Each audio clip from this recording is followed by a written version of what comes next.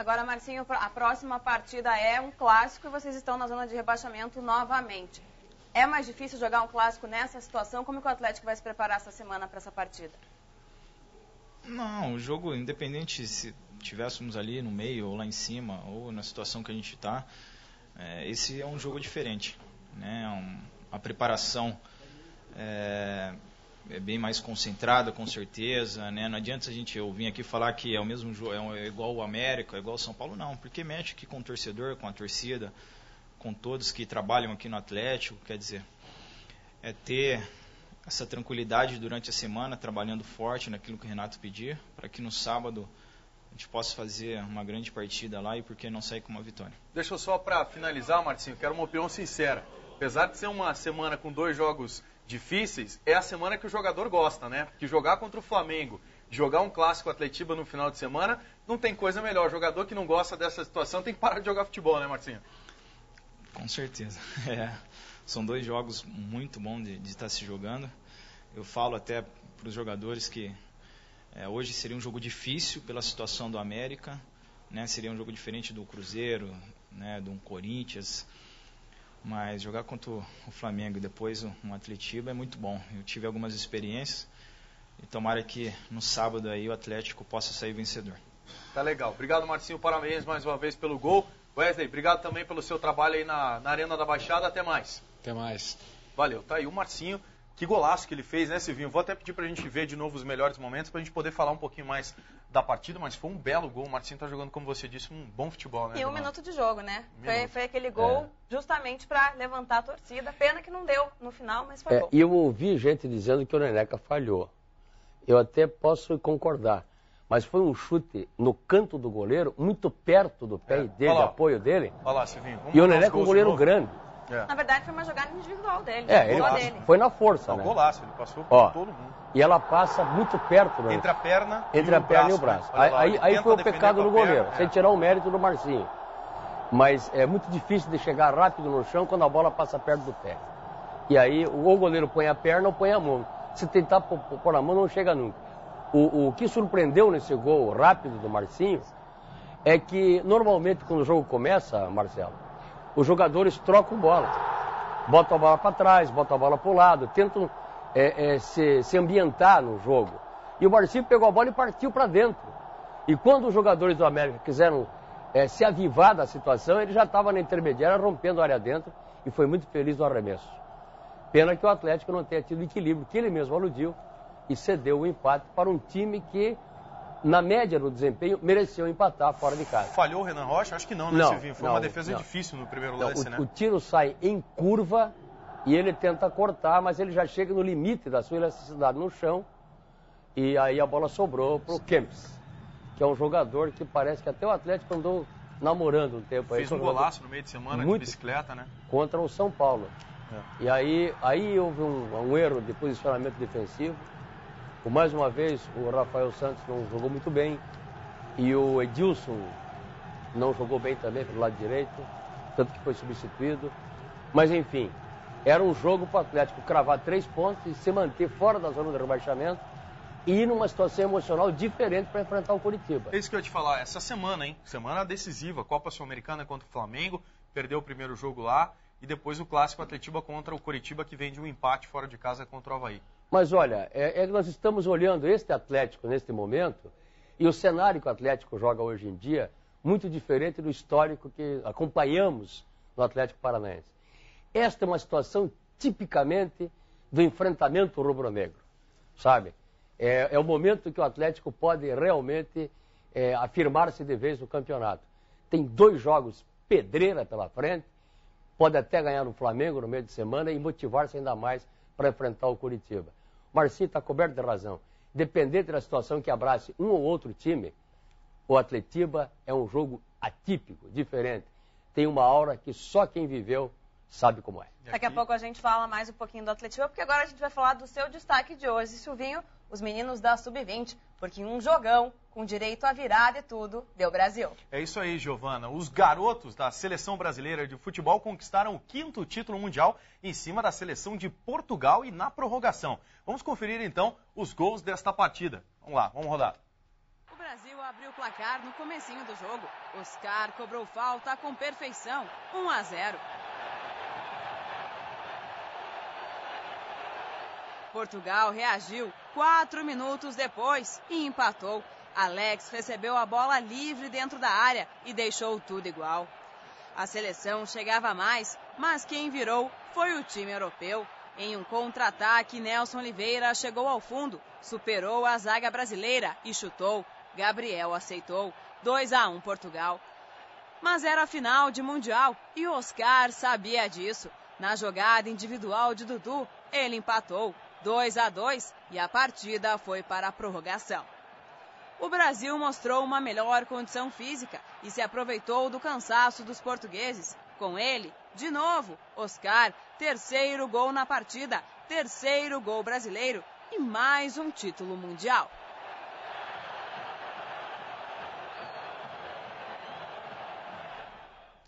Que grande jogo, conquista, né? hein? E que golaço esse terceiro do Oscar, hein, na prorrogação. Ele admitiu que foi um golaço, mas que ele tentou cruzar. O que importa é a vitória, né, Silvinho? Os meninos do Brasil, de parabéns, uma campanha irrepreensível do time do Ney Franco, né? É uma rapaziada que foi muito bem organizada pelo Ney Franco, que soube tratar em todos os níveis a rapaziada. E o Brasil chegou contra uma seleção fortíssima defensivamente.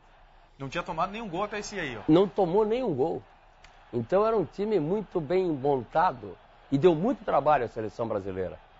Esse foi daqueles jogos que a gente sentou à frente da televisão, pregou os olhos e não respirava. E aí o Brasil teve essa reação, apesar da falha do Gabriel. Mas sabe que o Gabriel falhou vergonhosamente neste gol? Para a qualidade que ele tem, ficou com as penas na mão. Mas depois ele fez defesas importantíssimas. Pelo menos duas grandes defesas. Defesas de grande goleiro. Então é o performance do grande goleiro. Ele falhou muito feio no gol, com a bola perto dele, e depois garantiu com a sua performance de grande goleiro. Silvinho, já temos aí dessa seleção, já saíram, né, o Neymar e o Lucas, que estão já na principal, Isso. E agora o Danilo, que foi convocado pelo técnico Mano Menezes. Tem mais alguém aí que pode ser olhado com mais carinho ou não? Tem mais alguém que pode ser olhado com mais carinho. Esse menino que fez os gols, e o Henrique. É um jogador interessante, esse centroavante, que é do Internacional. Não, ele é do São Paulo, mas está há 45 dias sem contrato. E diz que não vai voltar para o São Paulo. São Paulo. Esse é um jogador interessante. Sabe, o Mano tem um problema crônico no comando do ataque.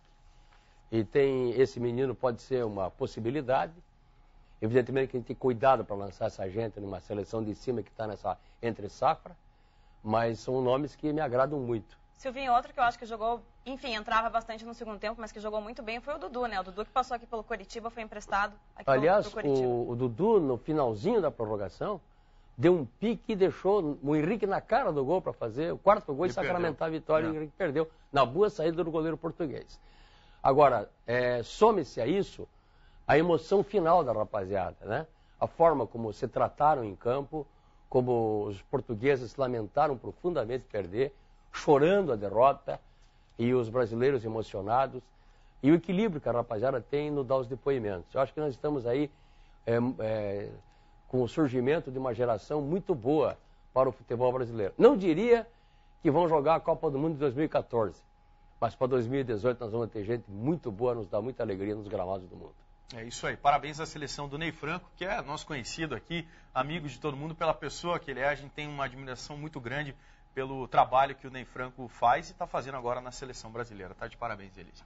Bom, a gente segue com o programa. Na divisão de acesso do Campeonato Estadual, Toledo e Maringá jogaram hoje à tarde, Giovana. Exatamente, melhor para o time de Toledo, que venceu o jogo de volta entre as duas equipes por 2-1. A vitória garantiu o time do Oeste na final da divisão de acesso contra o Londrina e na Série A do Campeonato Paranaense 2012. É isso aí, vamos ver então os lances aqui. O Toledo jogando em casa, precisava da vitória simples para subir para a primeira divisão e para chegar à decisão.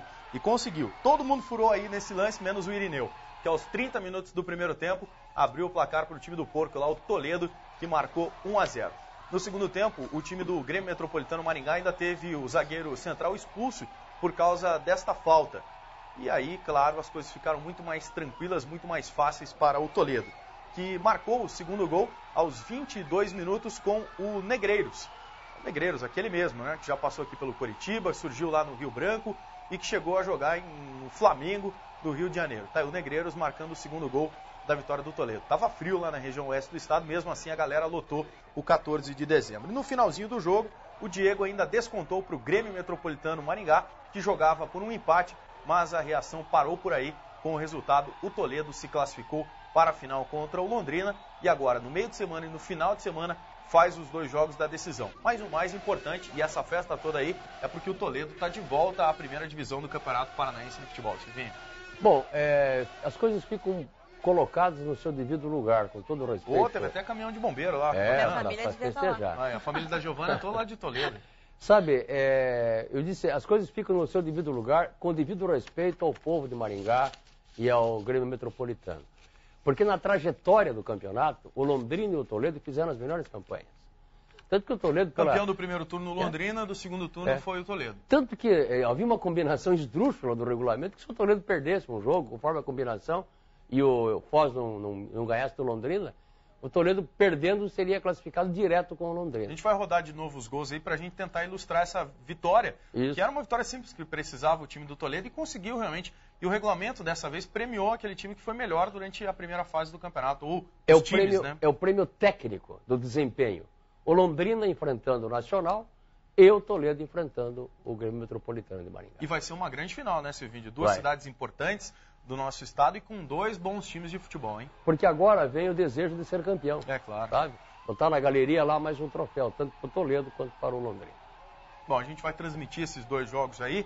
Meio de semana, o primeiro jogo vai acontecer em Toledo, o segundo jogo acontece em Londrina, porque o Toledo tem uma desvantagem em relação ao Londrina. Na somatória de todos os pontos da competição, o time do Londrina tem melhor campanha que a equipe do Toledo. Vai ser uma festa grande aí no 14 de dezembro e depois lá em Londrina com a decisão desse campeonato, hein, Silvio?